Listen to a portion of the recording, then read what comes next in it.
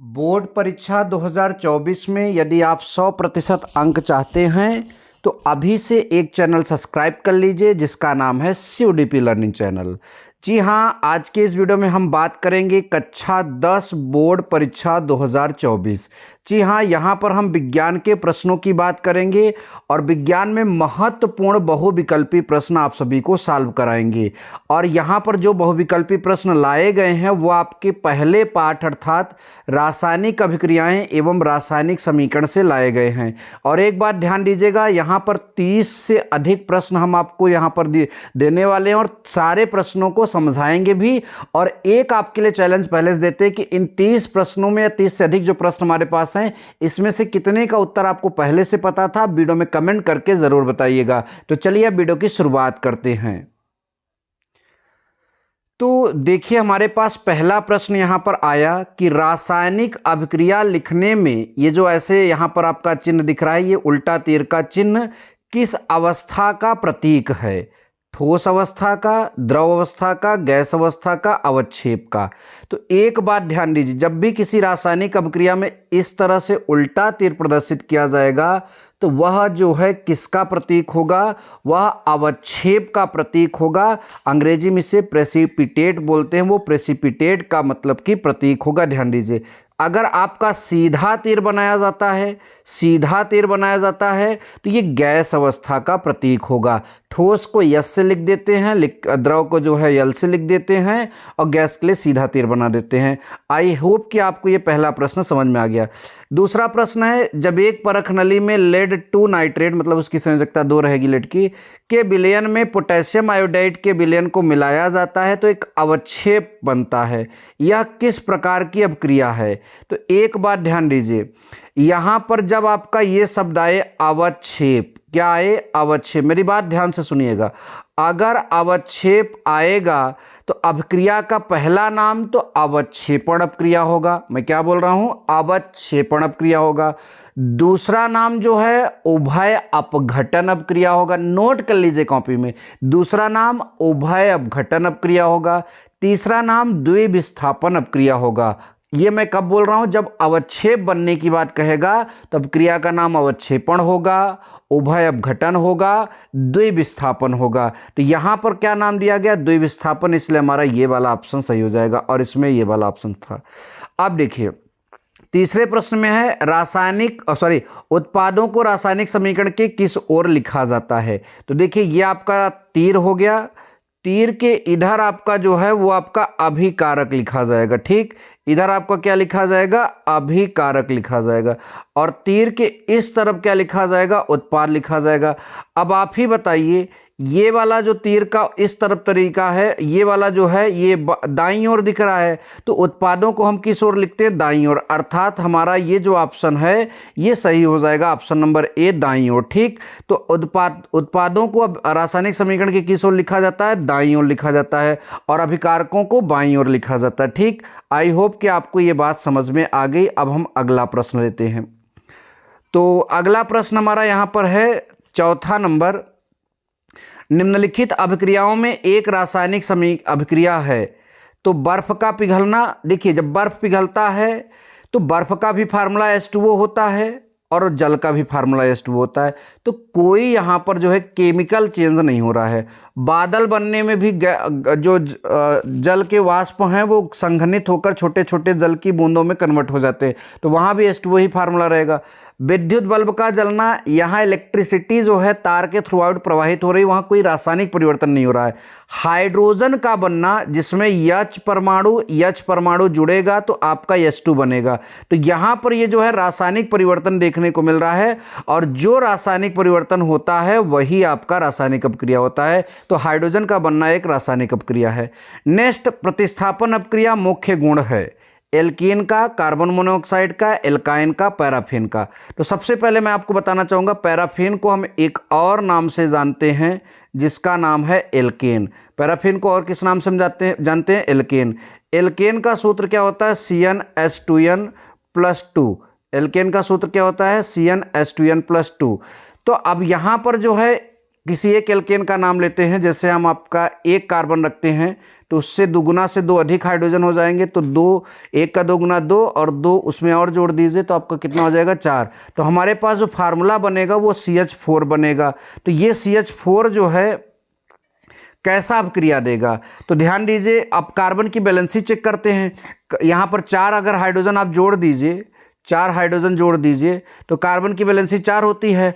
अब यहाँ पर अगर कुछ मतलब कि इससे अपक्रिया कराना है तो जाहिर सी बात है इसमें से कोई एक हाइड्रोजन को हटाना पड़ेगा और हटाकर कुछ और आकर बैठेगा। इसका मतलब वो कौन सी अपक्रिया होती है, प्रतिस्थापन अपक्रिया। तो प्रतिस्थापन अपक्रिया एल्केनों का प्रमुख गुण होती है और एल्केनों को पैराफिन कहते हैं, इसलिए प्रतिस्थापन अपक्रिया किसका प्रमुख गुण हो जाएगी, पैराफिन का प्रमुख गुण हो जाएगी। तो चलिए आगे अब देख लेते हैं जल्दी से। नेक्स्ट नंबर हमारा जो है, तप्त निकेल चूर्ण की उपस्थिति में एसिटिलीन तथा हाइड्रोजन की अपक्रिया क्या कहलाती है। तो देखिए एसिटिलीन का हम यहाँ पर सूत्र लिखना चाहेंगे, एसिटिलीन का जो है हम सूत्र लिखना चाहेंगे। तो एसिटिलीन का सूत्र होता है C2H2, ठीक। और अगर हम इसे बॉन्ड में बनाना चाहें, तो इसे अगर बॉन्ड में बनाना चाहें तो C∭C और इधर H हो जाएगा सिंगल बॉन्ड और इधर आपका सिंगल बॉन्ड H हो जाएगा। अब यहाँ पर जो है इसकी क्रिया किससे कराएंगे, हाइड्रोजन से। तो जब हम 2 हाइड्रोजन देंगे तो होगा क्या, पहले इसका ये बॉन्ड टूट जाएगा। तो अब यहाँ नीचे जो है आपका C∭C रहेगा और 2 हाइड्रोजन इस 2 हाइड्रोजन में से एक इधर जुड़ जाएगा, एक तो पहले से ये था तो एक ये हो गया पहले वाला और एक अभी वाला जुड़ गया, और ऐसे एक पहले से इधर था और एक यहाँ पर जुड़ जाएगा तो ये हो जाएगा। फिर 2 हाइड्रोजन जोड़ोगे तो ये भी बॉन्ड आपका जो है ये टूट जाएगा।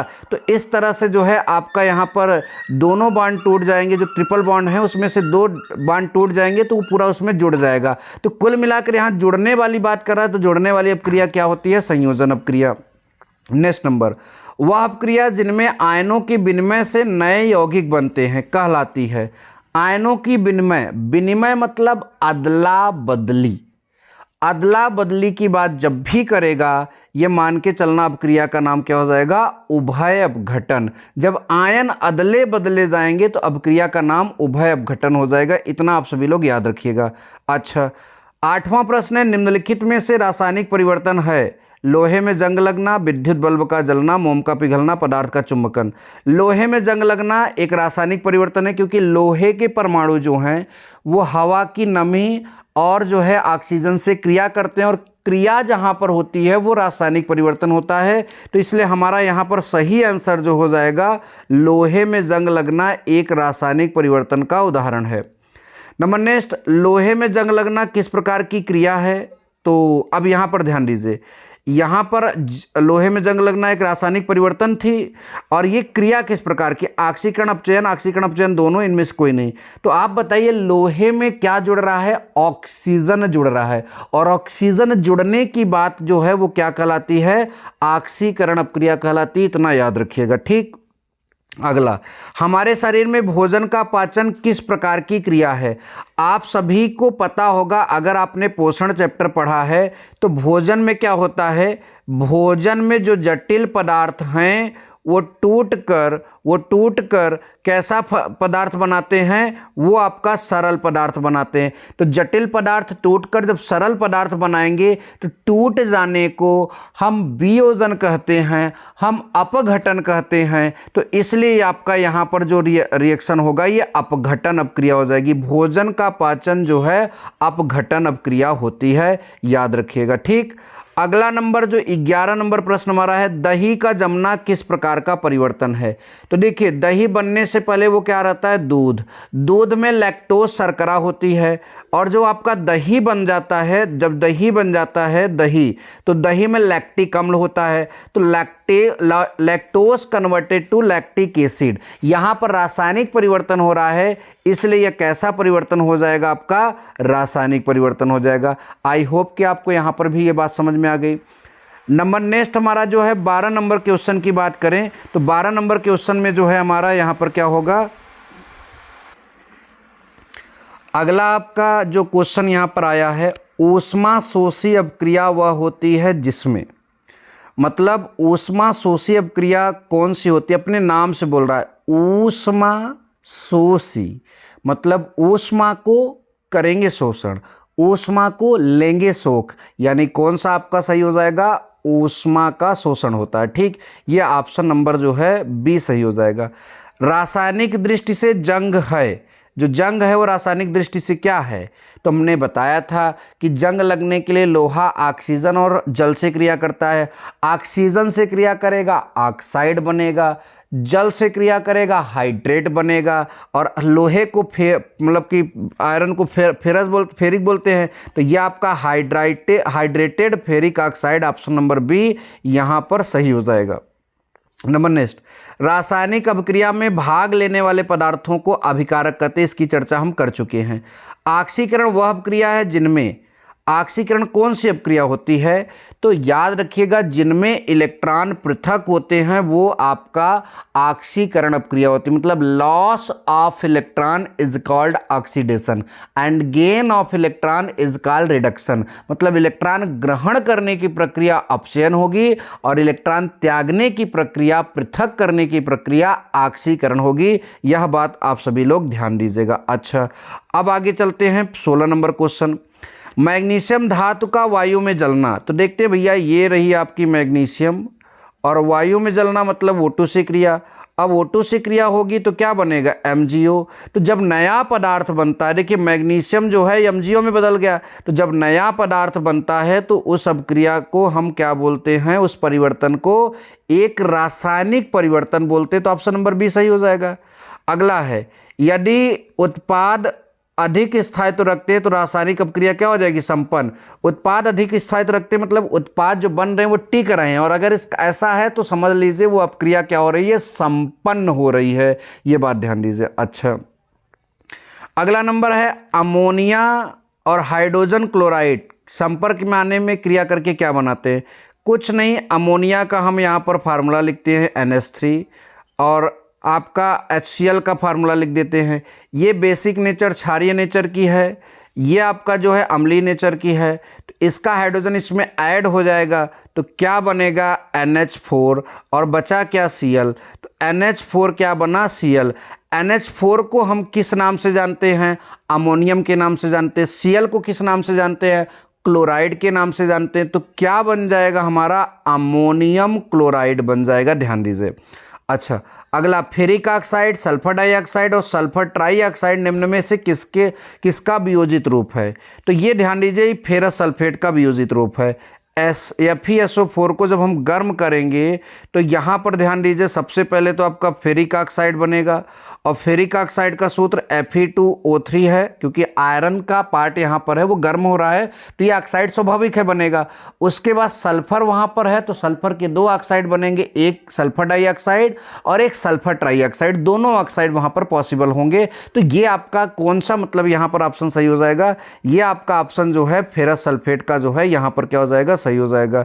तो इसमें जो है हम किस पर टिक मार देते हैं, ferrous sulphate, option number A पर टिक मार देते हैं। अच्छा, अगला, रासायनिक अभिक्रिया का वह प्रकार जिसमें अभिकारक यौगिकों के आयन एवं मूलक परस्पर विनिमय करके नए उत्पाद बनाते हैं। मैं बार बार बोल रहा हूं, विनिमय शब्द आए, अदला बदली आए तो अभिक्रिया का नाम अपघटन अभिक्रिया होगा, द्विविस्थापन अभिक्रिया होगा, उभय अपघटन अभिक्रिया होगा।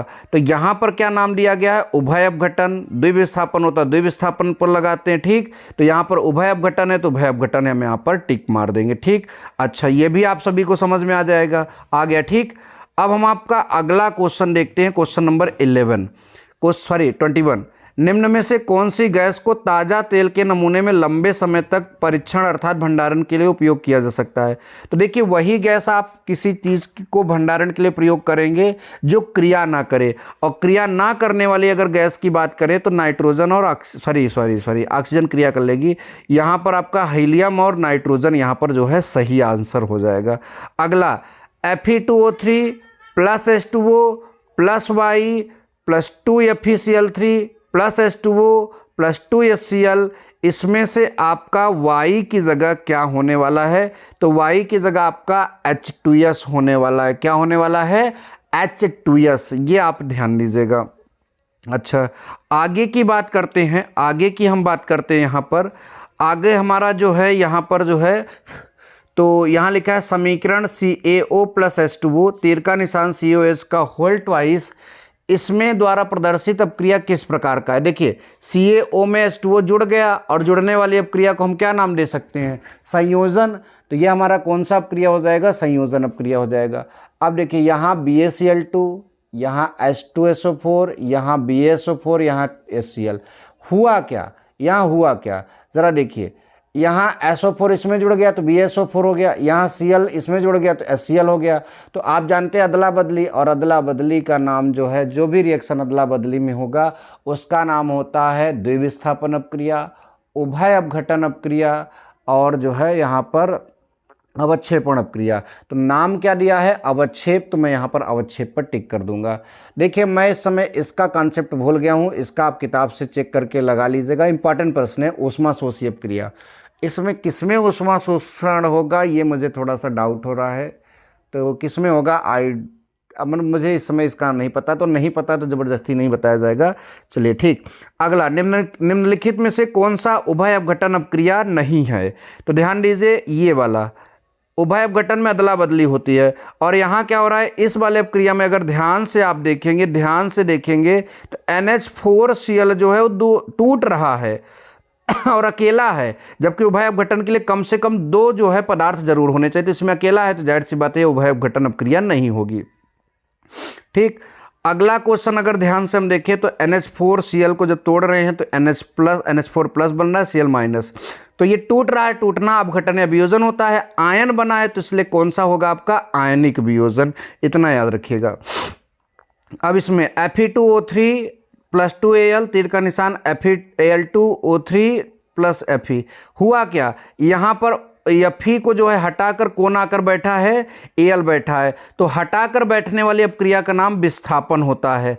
हटाकर बैठने वाली अपक्रिया का नाम क्या होता है? विस्थापन होता है। किसी को हटाकर कोई और आकर बैठ जाए, इस अपक्रिया को हम विस्थापन अपक्रिया के नाम से जानते हैं। ठीक। अब अगला क्वेश्चन, अपक्रिया CuO + H2, तीर का निशान Cu + H2O में आक्सीकारक कौन है?